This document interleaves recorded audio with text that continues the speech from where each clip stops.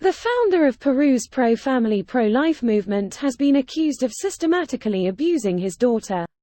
She gave birth in 2003, when she was only 13 years old. Here's a summary of the article. Since 1989, when he founded the pro-family and pro-life movement, at the young age of 22, José Linares Cerón has claimed to lead an exemplary life. Recently, one of his daughters, now 33 years old, denounced what she had kept silent for years, that Linares Cerón systematically raped her and, as a result of that abuse, she gave birth at the age of 13, back in 2003. Her hell began at the age of 7, when she went to live with her father in an 11,000 square foot old house in the Lima district of Surquillo, where Linares Cerón lived with his 7 brothers. Her father, who accumulated political power over time, forced her to sleep with him until she was 12 years old. She has accused her father's brother, Pablo Linares Cerón, of improper touching, while accusing Robert Linares Cerón, 11 years younger than her father, of having raped her for many years, at any time, day or night. In fact, when it was confirmed that she was pregnant, José Linares Cerón told her that the child was not his, but Robert's, revealing that he knew about the collective abuse. Once, while defending her stepmother, Linares Cerón pushed her father down. He nearly suffocated her as a result.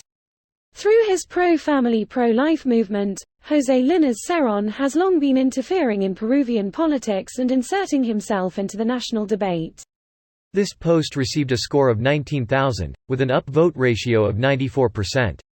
Here are the top comments in response to this article. He also got his sister pregnant back in the 90s. What the actual FCK? This guy needs to be locked up. Everybody knew this. This is no surprise to anybody. Everybody knows he's a predator and most wonder why he isn't imprisoned.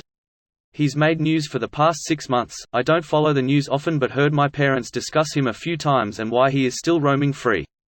He is a pastor, by the way, an evangelical, not part of the church, which isn't to say the church is innocent of some other crimes.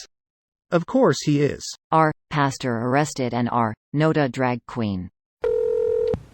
DNA test the baby. It should be required by law for underage pregnancies. Isn't this the way it always ends up? These uber-religious fanatics scream and yell and then are found out to be the exact thing they cry about. The evangelical movement in America is a prime example.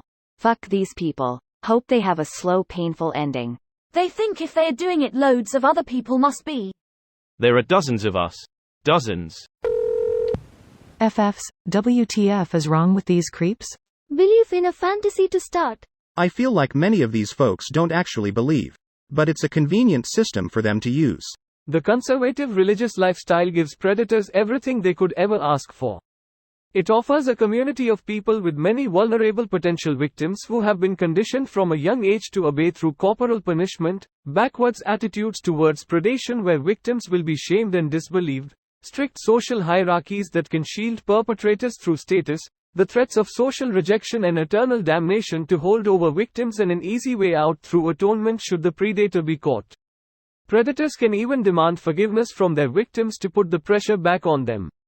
Those kind of systematic structural benefits can motivate the reasoning of many people who would want to commit horrible crimes yet do not wish to face the consequences.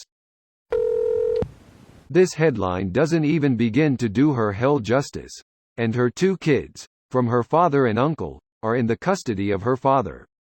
Fortunately, they're both boys.